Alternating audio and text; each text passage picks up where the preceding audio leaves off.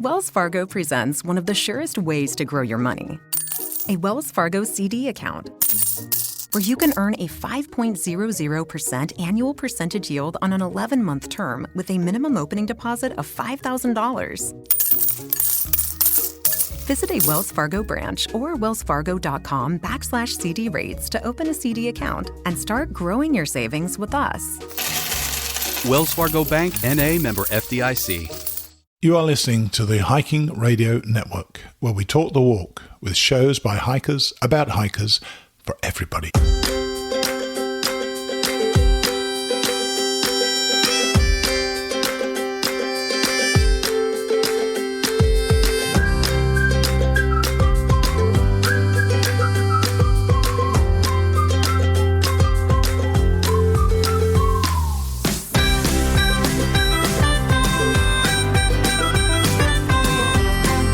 Hey everybody, welcome back to the Jester Section Hiker Podcast, your premier podcast with the spotlight on section hikers. And we definitely hit the spotlight this evening because I am going to get right to it, you guys. We have author, historian, 600 miles plus section hiked on the Appalachian Trail. And I actually think I'm going to call my guest tonight a lifetime AT section hiker. And yeah, you guys, we are going to be talking about this book right here, Virginia's Lost Appalachian Trail. And it's 300 miles of trail that were original Appalachian Trail until 1952. And imagine moving 300 miles of trail. And Mills and I were just talking before we started the live episode. That would be like wiping away Connecticut and Massachusetts altogether, or Georgia through North Carolina.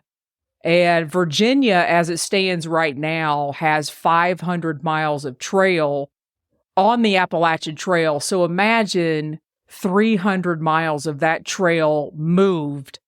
And that means the communities in the town within that 300 miles were really affected. And Mills is here to tell us all about that this evening.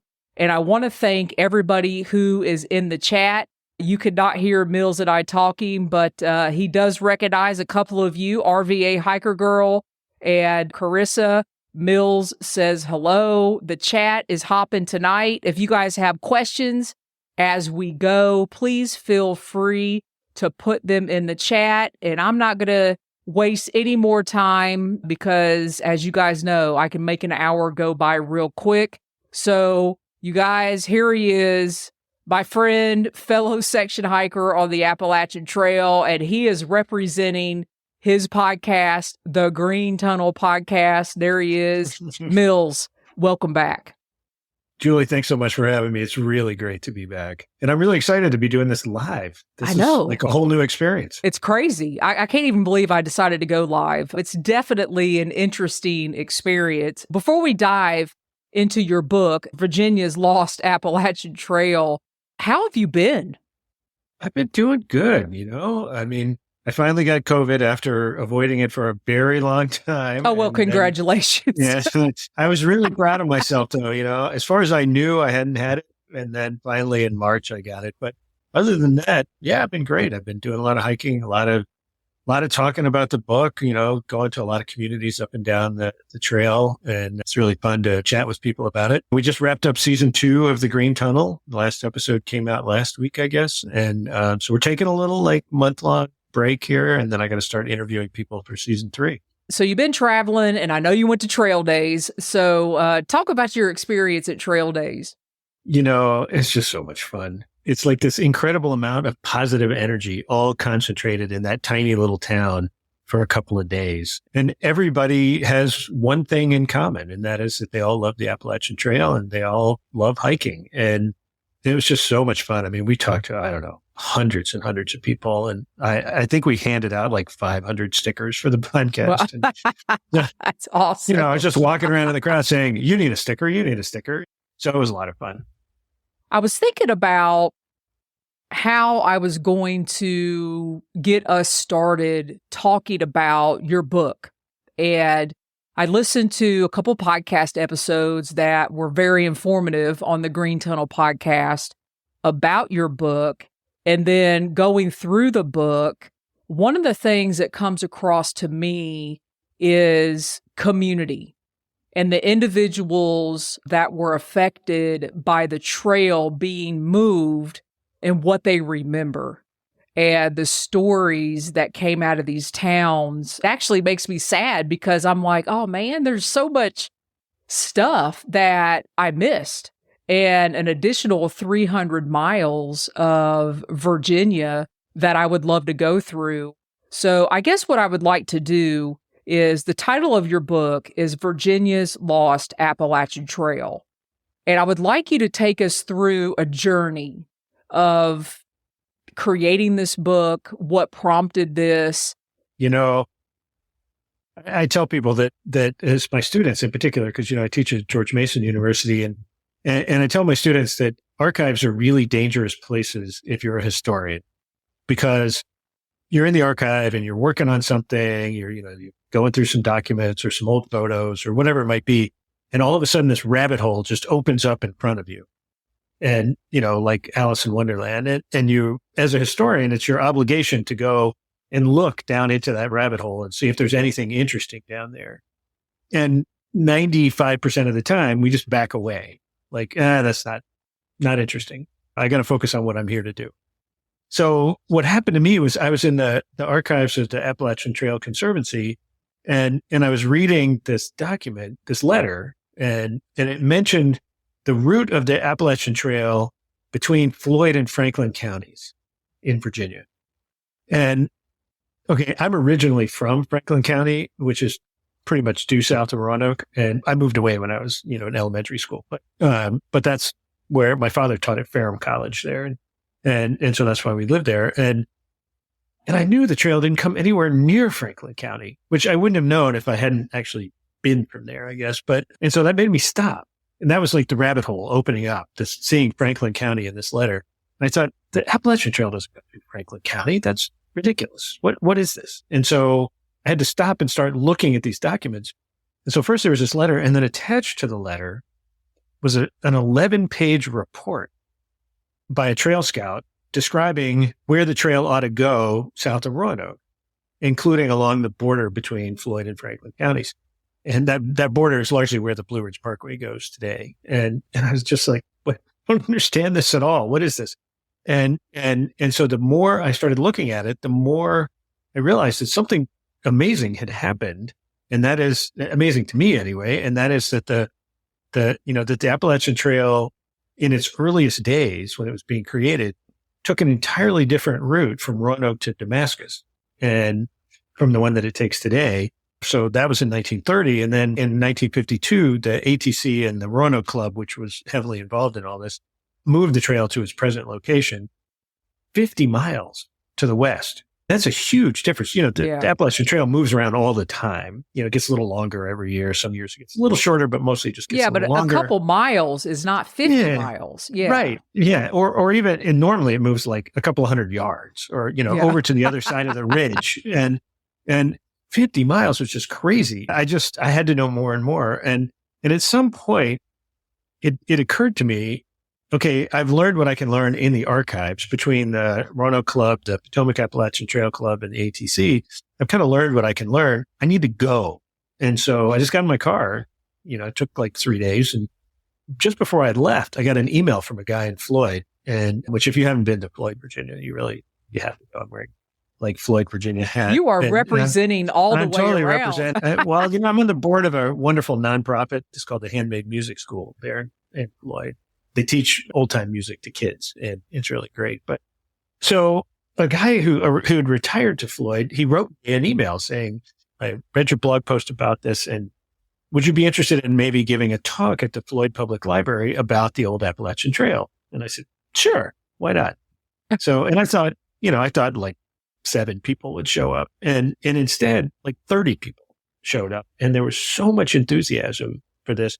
And there were mostly people who wanted to tell me that the trail used to go across my grandfather's farm, or used to be right down the road from where my aunt and uncle lived. And so I realized that people were really connected to the trail, even though it wasn't there.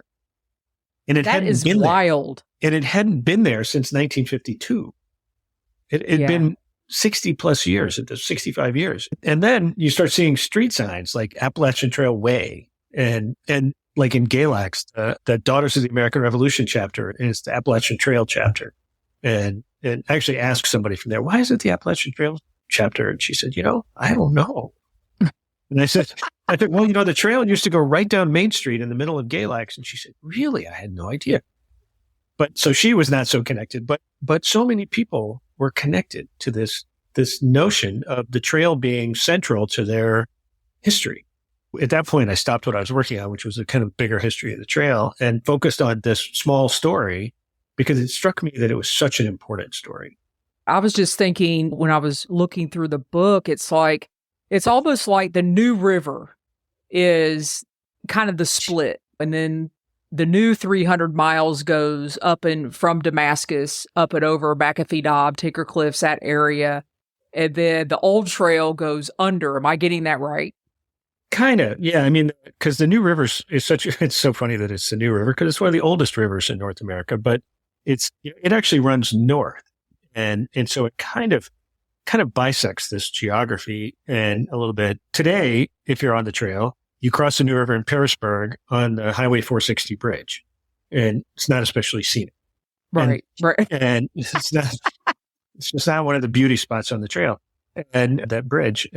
But that's like close to 50 miles away from the little town of Fries, Virginia, which is the trail you used to cross just north of Fries, but on a ferry. From 1930 to 1952, the way you got across the New River was on a flat bottom ferry boat, just big enough for like 4 people. And it was called Dixon's Ferry. The Dixon family received a land grant along the New River right after the Revolutionary War. And the first federal government handed out all these land grants to Revolutionary War veterans. And, irrespective of the fact that Cherokee actually lived there, they just had to move and when the settlers showed up. But so the Dixons were given this grant of land along the New River, just north of eventually the eventual town of Fries. And so from the, I guess, early 1800s until around 1954, something like that, they ran a ferry across the river there. They had a larger ferry that they could actually put a wagon on or even a car eventually. But then there was a huge flood in 1940 that wiped out a lot of stuff in the New River Valley. And that big ferry washed away, but they still had the small sort of passenger ferry. And so if you were hiking south on the trail, you came to the Dixons lived on the east shore of the river. And so you would just go and knock on their door. And for a nickel, either Mr. or Mrs. Dixon would put you across the river. And if you were coming north, you had to stand on the other side of the river and shout until somebody heard you. The New River is a really wide river. It's got to be 50 yards wide there. And so you just had to shout until somebody at the Dixon's house heard you. But there weren't a lot of hikers in those days. And so it's not like they were hanging out on the front porch. In 2019, I interviewed Gene Espy, who was the second thru hiker. And Gene was, I guess, 90 or 91 when I interviewed him down in Georgia. I asked him about that. I said, so Gene, like, how long did you have to stand on the shore of the river shouting until somebody heard you? And he thought about it for a minute. He said, I don't know, but it was a really long time. So in doing my research, one of the families that I encountered was the Dixon family. And so one of the people I interviewed was Sally Dixon Rakes. And Sally's father and mother were the last people to run the ferry. So she remembers the hikers from when she was a little girl. And, she's in her late 70s now, I guess. When I was talking to Gene, I said, so what else do you remember about getting across the river? And he said, oh, well, it was really nice. Mrs. Dixon came and got me and she pulled me across. And then I sat on her front porch and we had some, I think it was like lemonade or iced tea or something, and chatted for a little bit. And then I went on my hike. And then he said, but I remember there was this little girl hiding behind the screen in the screen door. And he said, I tried to get her to come out and talk to me because she seemed so cute. And, if you ever met Gene Espy, he's the sweetest man on the planet. And he just wanted to talk to this little girl. That was Sally. That is crazy. Yeah, right. And I said, Sally, do you remember Gene Espy? And she said, oh, sure, I remember him. He was such a nice man. You know, he sent us a postcard after he made it to Maine. And I said, well, he remembers you. And he tried to get you to come outside and talk to him, but you wouldn't. Why wouldn't you? And she said, well, he had a beard. and I said, like, why? That was scary. Yeah, and I said, why is that a problem? And she said, well, you know, it was in the old days. And my father always told me that men with beards were either hobos or communists. And so I should stay away from them. So she was just following orders. But the Dixons have become such good friends. Wow. Sally's daughter, Paul, is a really good friend. I've been to their family reunion, you know, along the river. And you know, you just get pulled into these families. And so, yeah, I mean, I feel so fortunate to have chosen to jump into that rabbit hole because now I have friends like Sally and Paula and, you know, a whole bunch of other people I talk about. Well, I'm glad you jumped into the rabbit hole. And we've got some questions in the chat, and you guys, I will get to those here shortly. But one of the things I want you to do, because I just always want to know what I'm missing, walk us along the terrain. Like, you know, there's got to be beautiful outcroppings, beautiful mountaintops. Are there any highlights within that 300 miles? Because on the other side, you know, you got Damascus, of course, Tinker Cliffs, McAfee Knob, that whole area. What are we missing in that other 300 miles? So imagine that you got the map of Southern Virginia spread out on the table in front of you. And in the bottom left corner is Damascus along the Tennessee border. And in the upper right corner is Roanoke. And McAfee Knob, you know, is right outside of Roanoke. And so right now, the trail kind of comes out of Damascus, you know, going from your left toward the center of the map. And then it turns north up to Pearisburg. And then it cuts over to Dragon's Tooth and McAfee Knob, Tinker Cliffs, and then continues on up toward Shenandoah. That's the current route. The old route came out of Damascus, but instead of going through the Grayson Highlands with ponies and everything, it cut immediately north onto Iron Mountain, which is the ridge north of the Grayson Highlands. And so as you hiked along the old trail, which, by the way, the Iron Mountain Trail today is the old Appalachian Trail west of the river. So when you went along that river, or that ridge line, you know, there were a series of fire towers that you could climb up into, and they were still active fire towers, and look back out over the, you know, over the Grayson Highlands down into Tennessee. You could even, on a clear day, you could see all the way to the Smokies. And I don't think you could actually see the Smokies, but you could see down that way. But you could see like the Holston River Valley and all that. And there were places like at Skulls Gap, you had a spectacular view of the Grayson Highlands just to your south. And then when you got to the New River, the last mountain on the New River was Farmer Mountain. And from the top of Farmer Mountain, you had a 360-degree view. And so you could see the Grayson Highlands to the southwest. To the southeast, you could see Pilot Mountain in North Carolina. Wow. And Buffalo Mountain up on the Blue Ridge Plateau. And to the north, you could see the Peaks of Otter. I mean, it was just really an amazing view. And you saw the whole New River Valley laid out below you. Then you crossed on Dixon's Ferry. And you went right through downtown Galax, which at the time was a furniture manufacturing town, and the home of the oldest and longest running fiddlers convention in the world, Old Fiddlers Convention in Galax. Mills, only you know that. And it's a great story. Awesome. And if you like old time music, mountain music, bluegrass, the Fiddlers Convention in Galax that's where it's at. When is that? Because I love that kind of music. It's first, second week of August. Just amazing. And so, especially the kids, when you go see the teenagers playing, they're so talented. But so went right through Galax, crossed back into North Carolina for about 2 miles on a mountain called Fisher's Peak. And then it came up onto the Great Escarpment of Southwest Virginia and followed the route that today the Blue Ridge Parkway takes. Wow. Because that was a colonial era road called the Ridge Road. And so when they were trying to figure out where the trail should go, well, there was an old abandoned roadbed. Let's just use that, which was pretty standard as they were building out the AT in the 30s. And then the National Park Service, when they decided to put in the Blue Ridge Parkway, said, "Oh, look, a roadbed. We'll use that." And so the AT had to move. But along that route, went along the edge of the escarpment for a little bit, and then it dived down into the Dan River Gorge, the headwaters of the Dan River. And it went over something called the Pinnacles of Dan, which was a sort of pyramid-shaped mountain right in the middle of a gorge. And there was a pretty easy trail going, if you're going north, there was a pretty easy trail going up to the summit of the pinnacle. But then there was virtually no trail going down the other side. Wow. I mean, there were trail markers, but and I asked Gene Espy about it. I said, how was it hiking, down that?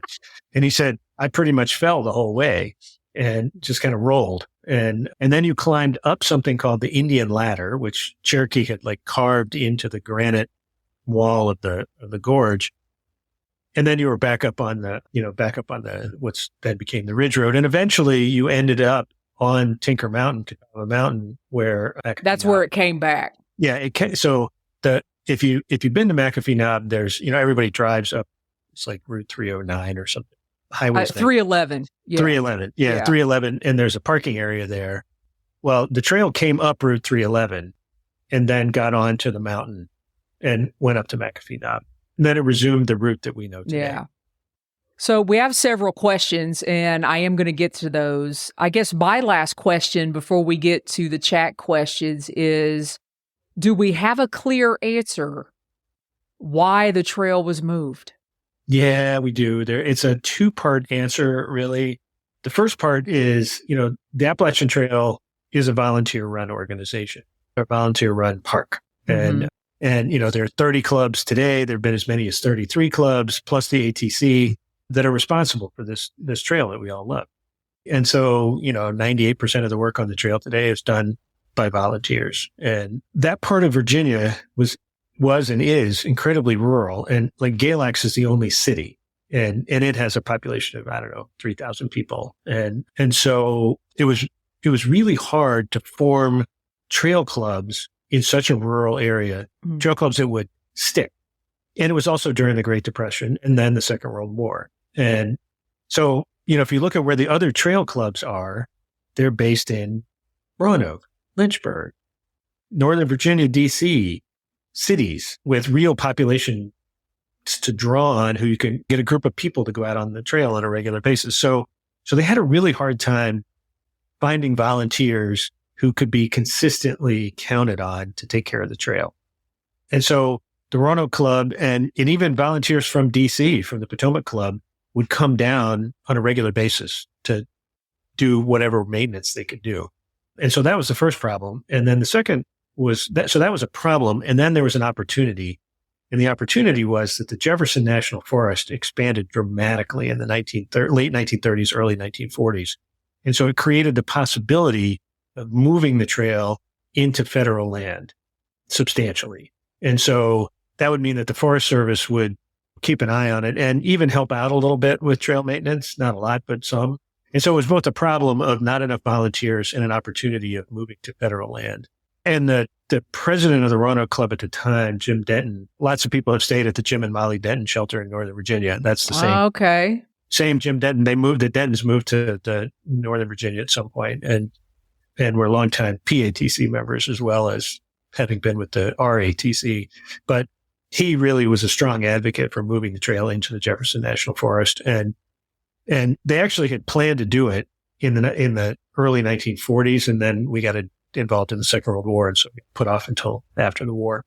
What is your personal conclusion after meeting the characters in the book and learning about the community and the history, not only, where you're from, but these lost or ghost 300 miles of the trail? What's your personal takeaway?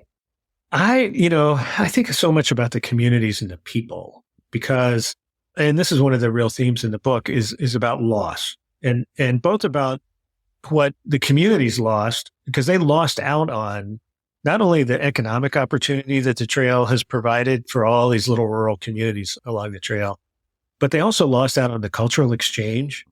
And because now, hikers on the AT come from everywhere, literally. And, I met somebody from Australia just the other day. And so these small, and they're not isolated communities at all, but they're just quieter communities might be a better way to put it in rural areas.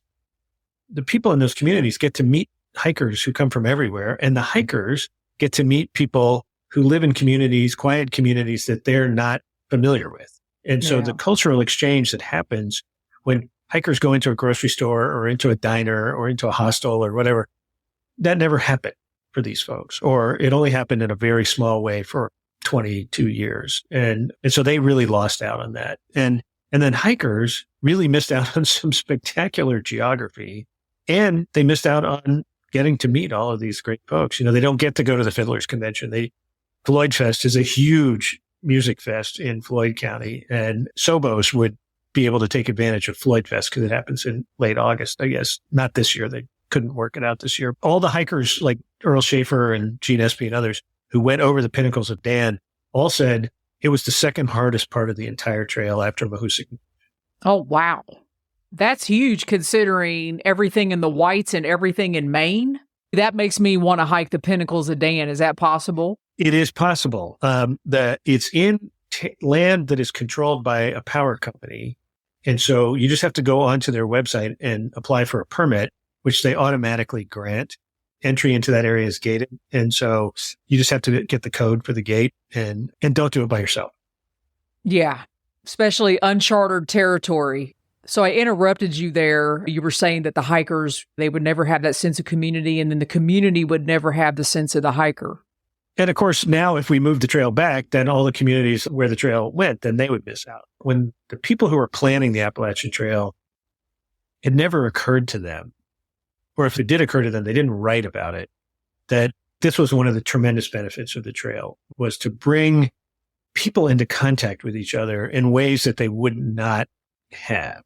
And so like along this old section of the trail, the first woman to hike every step of the Appalachian Trail was Mary Kilpatrick, who was a chemistry professor from Philadelphia. She hiked with her husband, Martin, and George Outerbridge, who like the Outerbridge shelter in Pennsylvania is named for George Outerbridge. So they hiked through there in 1937 or 1938, or maybe even a little earlier. But so Mary finished the trail in 1939 as a section hiker. She should be your hero. She is. From now on, she's our hero. Yeah. So everybody thinks Grandma Gatewood, first woman to hike the Appalachian Trail. Let's all remember she was the third woman to hike the Appalachian Trail. That there was Mary Kilpatrick, who did it first as a section hiker. And then there was Mildred Norman, who hiked this old route. Now, see, I thought Mildred was the first. She was the first through hiker. Through hiker. Okay. It's on how you phrase it. Mary Kilpatrick was the first woman to walk every step of the Appalachian Trail. Yeah. Yeah. She finished her section hike in the 1930s. This was the route that she took. And Mildred Norman took the same route. And you know, as impressive as Grandma Gatewood was, Mildred Norman was seriously badass because in addition to through hiking, she and her boyfriend, they used to introduce themselves in a funny way. His name was Richard Lamb, and he would introduce, when they met people, he would say, "Hi, I'm Dick Lamb, and this is Millie," and just let people assume that they were married because it was, 1952. Well, you had to, 1930, yeah. It was the 1950s, but still. They were also the first flip-floppers because they hiked to like Harrisburg or someplace like that, and then they were worried that they weren't going to get to Katahdin in time, so they jumped forward to Katahdin. They hiked back. When they got to the long trail, where the long trail and the AT separate, they hiked up to Canada and then came back to where the AT and the long trail connect, and then they continued on back to where they started their flip-flop. And so they did the AT plus top part of the long trail. This is why I love having you on the show, because we get the facts. Mills delivers the facts. Mary, I'm going to incorporate her into the podcast somehow. I have the only picture that I've ever seen of Mary Kilpatrick on trail. I need it. Yeah, absolutely. Let's get into some questions. There's the same question that has been asked a couple times, and this was actually on my list. So RVA Hiker Girl and a couple others put, is all 300 miles of the old AT still a trail or hikeable? Or I guess how much is hikeable? I know you said the Iron Mountain Trail. So I would say almost all of it is hikeable. And the reason is because east of the New River, most of the trail was road walking, which was how the AT was when it was first created. Something like, 800 miles of the trail. They declared the trail done in 1937. And something like 800 miles of the trail was road walking in 1937. And then slowly but surely they moved it off the roads. these roads are not paved roads. These are like gravel roads, dirt roads. And those are hard to walk on. Yeah. Ankles get tired of them. So you can, east of the New River, that's all very doable. And there's sections of it that are trail also. Anybody who really wants to do that, let me know. I have the old trail guide scanned as a PDF and I'll just send it to you. Those old trail guides, were incredibly detailed. Go 150 yards, turn right in an abandoned school, go 1.25 miles down and then turn left at the Edwardsville store, that sort of thing. And I love that. And so my favorite I remember near Montebello, north of this section we're talking about, the trail guide at one point said, skirt the softball field behind the snack bar. You pick up a snack while you're going by. Yeah, get a hot dog as you go by. So that part, it's easily done. You just have to navigate with the guide. And there's actually a mountain biking club in Floyd County that has created the Tour de Floyd there's a winery in the north part of the county and a winery in the south part of the county. And they ride the old route of the trail on all those roads. And of course, they finish at a winery because why not? Yeah. And I hope everybody is taking notes about this.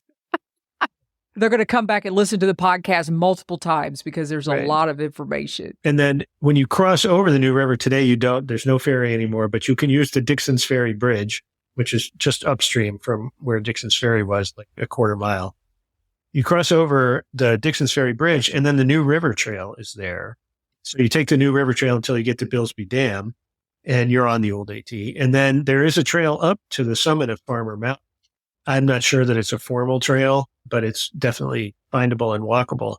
And then from there, you have to scramble a little bit to find where the Iron Mountain Trail just kind of stops and near Interesting. there. And then once you get on the Iron Mountain Trail, then you can hike it all the way to Damascus. Yeah, because that's 150 miles, right?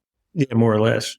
You kind of answered this, but Sean Knights, who is out on the trail right now on a section hike, thanks for joining, Sean. He says, has anyone ever made a map that shows the major changes over the years? Sean, that's such a great question. And we set out to do that at the Digital History Center that I direct. And we realized that there were too many changes, most of which were really small. And however, there's a reporter and a cartographer at the Washington Post who right now are working on exactly that. I've been helping them in the archives, and they're both incredibly talented. The reporter's name is Lizzie Johnson, and she's just such a great reporter and writer. And so they're really interested in this. And so what they're going to focus on is the major changes. So like the abandonment of the last 37 miles in Georgia when they eliminated Mount Oglethorpe as the southern terminus and moved it to Springer. This section that we've been talking about, the Carlisle Valley in Pennsylvania.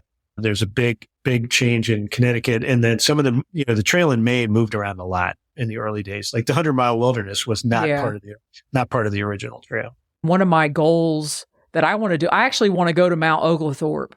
On Green Tunnel podcast, we have an episode about Mount Oglethorpe. And the guy we interviewed, Clardy Schwartz from the Georgia Club, who lives near Oglethorpe, he's kind of responsible for that. They've done a lot of improvement up at the summit. The Oglethorpe Monument got removed and taken down the mountain to the town of Jasper because people were shooting it. So they took it down to Jasper and fixed it. But the base is there and they've got some interpretive signs now and everything. And there's some nice trails up there, many of which were Cherokee trails. And they've done a really nice job with that. And then you can see where to go. I've talked to 2 people who've hiked it in the last 20 years, and it's mostly roads, but it's doable. You can do it. It's doable. Yeah. Yeah. Okay. We got another one. So to conclude Sean's question, is there an ETA that, they might have this out or just depends on how long it takes? So what they've told me is end of the summer is what they're shooting for. They're not on a deadline in this. Gotcha. But yeah, the Washington Post cartography team just do some amazing maps. If you're a map geek, you can just lose yourself in the projects they do. The Bird Jay says, question for Mills. One day, driving down Skyline Drive, a hiker was on the phone and said he was hiking the old AT. Do you or anyone here know if that is correct? So it's possible to hike sections of the original AT in Shenandoah National Park. When you come in from the south, you actually enter the park right at this, down close to Waynesboro, and you're in the park briefly. And then for a little while, you're on PATC land that feels like the park, but it's actually PATC. Oh, I didn't know that. Land Conservancy. Yeah, it's really hard for Shenandoah to expand. The Park Service cannot, by statute, they cannot buy more land for Shenandoah National Park. When the park was created, that was just part of the deal. The landowners who had political clout wanted to make sure the Park Service wasn't going to take their land, so they got that written into the law. But like the Conservancy just donated like 2,000 acres to the park last month. And so the park can't buy it, but people can give it to them.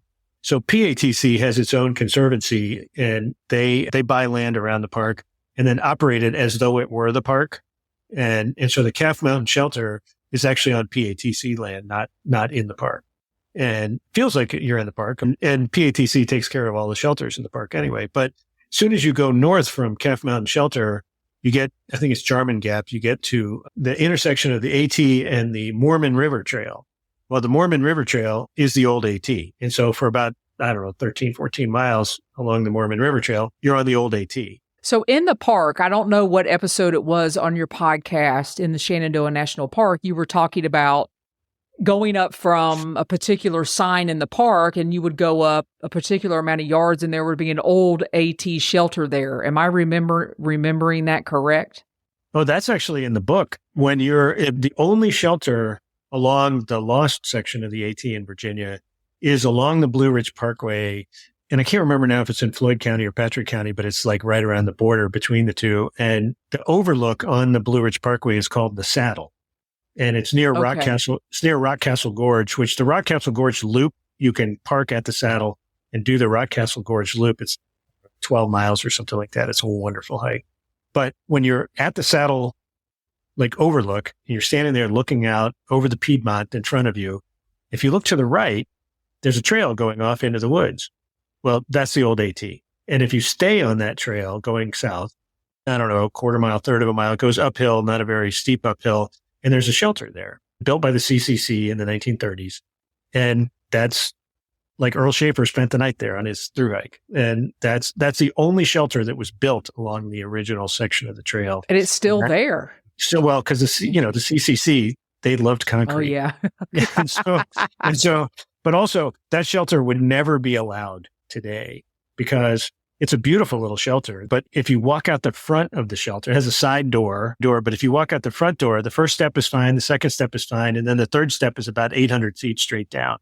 Okay, that's if you get up in the middle of the night, you might be in trouble, right? So, like the National Park Service would never allow that today, and no trail club would allow that because somebody would die for sure, and maybe annually. Yeah, don't tell anybody you heard about that here, okay? We are not responsible. I don't even remember what I just said. Exactly. But it's the views from there are really great, really spectacular. All right. So Belinda says, and I guess this is in general, are they still taking smaller section away from towns when they do reroutes, or are most reroutes at this day and age very small? Most of them are pretty small. The trail jumped in length this year by 2.5 miles or something like that, and which was a lot. And because it's pretty well fixed at this point, the reroutes that happen now are, there's still a few segments of road walking, not much, but there's still a few, or the trail just gets kind of close to busy intersections. And so if they can move it, they do. Or if there's a possibility of a better view or a rock slide might force it to move a little bit, that sort of thing. I mean, the roller coaster in Northern Virginia is a result of one of those reroutes to get the trail off of a road walk. And so it's actually, the road walk was easier because it didn't have all the up and down, but it was super boring. It was just 15 miles on a paved road. And so we got the roller coaster, but the ATC and the trail clubs generally are trying to move the trail out of towns, but not always. So it's never going to move out of Hanover, New Hampshire, where Dartmouth is. That's just not going to happen. It's not going to move out of Boiling Springs. That's just not going to happen. I think there would be a major revolt if it moved out of Hot Springs. Yeah, Hot Springs, right? Yeah. If you tried to move out of Hot Springs, there are about 12 different business owners who would come with pitchforks. Yeah. So, Same with Damascus. It's not going to move out of Damascus, right? However, they moved it out of Monson a number of years ago now, but the hikers all still mostly go through Monson. Yeah. Yeah, because there's a cutoff. You could actually hike the old AT, and if you call Shaw's Hostel, they'll tell you how to do it down to Shaw's. We interviewed a whole bunch of people in Monson for an episode of the Green Tunnel, and and they feel a little sad about it, but at the same time, they say most of the thru hikers come through town anyway because, okay, I mean, if you think about it, you're about to then launch into the 100-mile wilderness. Yeah, or get out of it, yeah. Yeah, or so you're not going to resupply in Monson? Yeah, you are. Yes, you are. And so I always wonder, because there are a lot of thru hikers who are very sort of purist fanatics about you must walk every step of the white blazes. But did they maybe skip and go into Monson? I've heard people say that, oh, I've done this, that, or the other. And literally, I've seen them walking on the road to avoid, a certain section. And I'm like, okay. That's right. You're not a thru hiker anymore. That's why it's great to be a section hiker. That's right. You could hike the section. You can go back and hike the other section and carry on, right? And take some sections like 6 times. I know. I can't even count how many times I've been through Georgia. It's like, okay. Like Virginia, the Shenandoahs specifically are easily accessible for you. So, but that's the beauty of it. To stay connected to the trail and have that community connection. And you talk about that for a second because you do maintain a shelter. I do. I am the maintainer of the Manassas Gap Shelter, which is one of the oldest shelters still on the trail. It was built by the CCC in the 1930s, although out of logs. So it's built out of old chestnut logs. And, it's just a beautiful old standard kind of Adirondack style shelter, the lean-to kind of style, and made out of logs. And we have a really nice copperhead who hangs out there and likes to frighten people. But it's a shelter that thru hikers don't tend to stay at Manassas Gap because they mostly stay at Denton because it has a shower and a horseshoe pit and a huge deck. It's a great shelter. And I mean, I would certainly stay there. And then Manassas Gap is only 5 or 6 miles north. And so if you're a thru hiker, by then you're doing, 25 miles a day, 20 miles a day. So you go on to Rod Hollow, which is the last shelter before the roller coaster, or, if you're feeling your oats, then you go all the way to Bear's Den. And so we don't get a lot of thru hikers at Manassas Gap, but a lot of overnighters and, short distance or lashers and a ton of day hikers. I mean, just an absolute ton of day hikers because it's the closest shelter to Northern Virginia's population of 3 million people.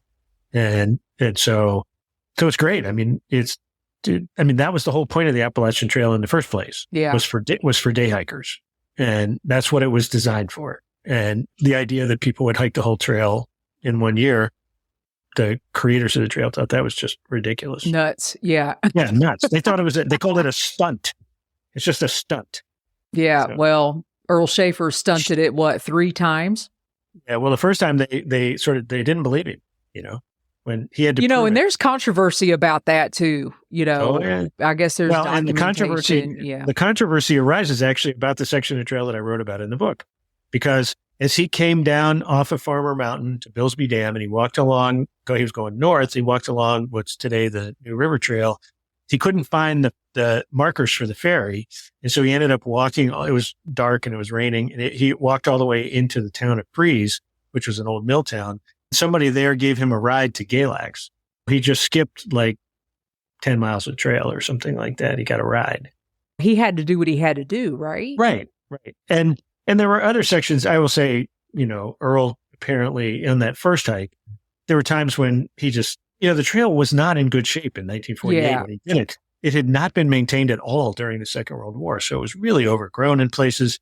And there were times where he would just get up on the Blue Ridge Parkway and walk along the Blue Ridge Parkway because the trail was in such bad shape. So it is the case that Earl Schaefer walked from Mount Oglethorpe to Mount Katahdin. Yeah. It is not the case that he followed every white blaze. And so, because it was almost impossible. But so if you're a purist, well, he's not the first thru hiker. Well, who is? Gene Espy was pretty strict about it. So he was one of those people who really felt like I need to stay on the trail.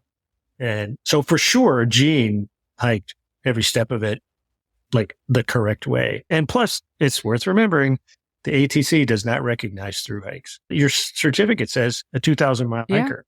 That is true. Everybody's certificate says the same. Right. And they don't, of course, as we know, as section hikers, they don't care whether you did it in 1 year or 50 years. Tell us what's next. Can people find you at talks coming up? If you go to my website, which is millskelly.net, I've got a list of all the appearances I have coming up. I'm going to be at Blacksburg Books. I'm going to be at the Chapters Bookstore in Galax. I'm going to be in August. I'm going to be at the Museum of the Shenandoah Valley in July. So I'm just kind of all over. And as I told you, sort of earlier, I called it the low rent book tour. I'm paying for the book tour, not, That's right. Not my publisher. So my listeners have heard me mention this before, and I want to make it happen. I want to have a podcast-a-thon because there are several of us on the East Coast that are podcasters, all the way up from, James in the Adirondacks, all the way down to Florida. There are, I would say 10 plus. I can't think of everybody right now, but I think it would be awesome to get all of us together and kind of work out, just being together and hosting whatever this podcast-a-thon looks like. So Mills, my question to you is, are you in on the podcast-a-thon? I'm so in. One of these days you're going to get an email from me and I'm going to say, okay, when can everybody Zoom? Because I want to host this and I want to have people on and just have conversations about everybody podcasting in their little niche on the East Coast. I think it would be awesome. Yeah, like what's the coolest story that's come out of your show over the last year? And I think that would be interesting to kind of collaborate, live online. So I'm going to go ahead and say this fall, be on the lookout. We'll get through the summer. And I know you're working on your third season of the Green Tunnel podcast, which can be found anywhere on every podcast app out there. Where's the best place for people to buy your book? Obviously, they should come see you in person, right? Right. Well, if you come see me in person, get the autographed copy. I have the cash discount in person, just saying. If you go to my website, millskelly.net, I have a bunch of different links that you can use.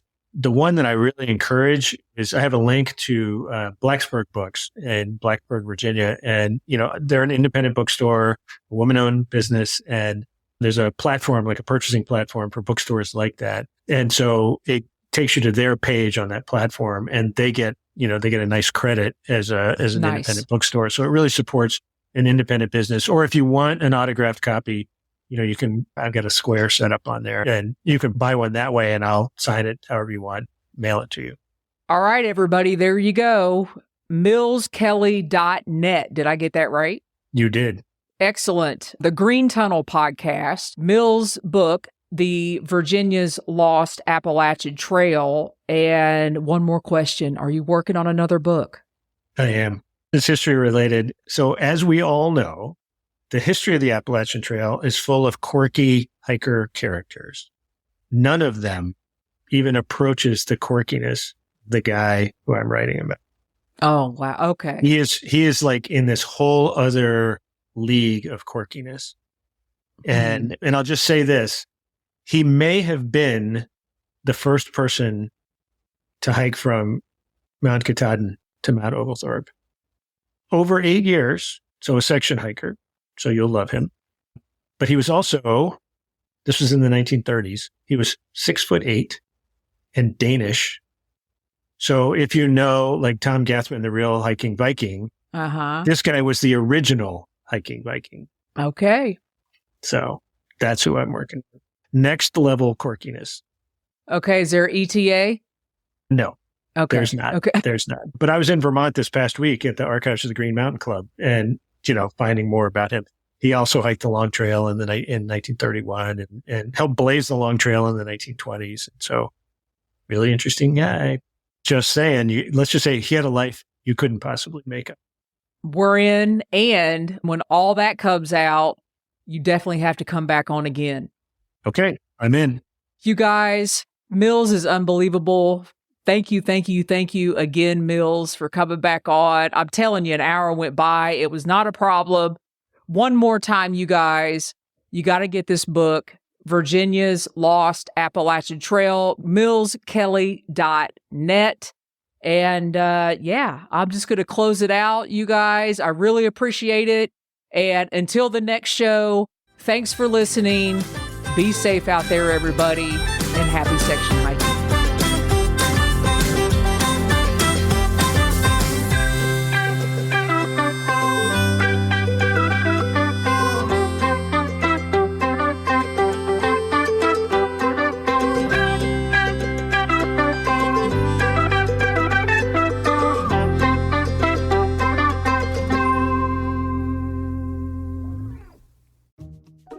Wells Fargo presents one of the surest ways to grow your money, a Wells Fargo CD account, where you can earn a 5.00% annual percentage yield on an 11-month term with a minimum opening deposit of $5,000. Visit a Wells Fargo branch or wellsfargo.com/CD rates to open a CD account and start growing your savings with us.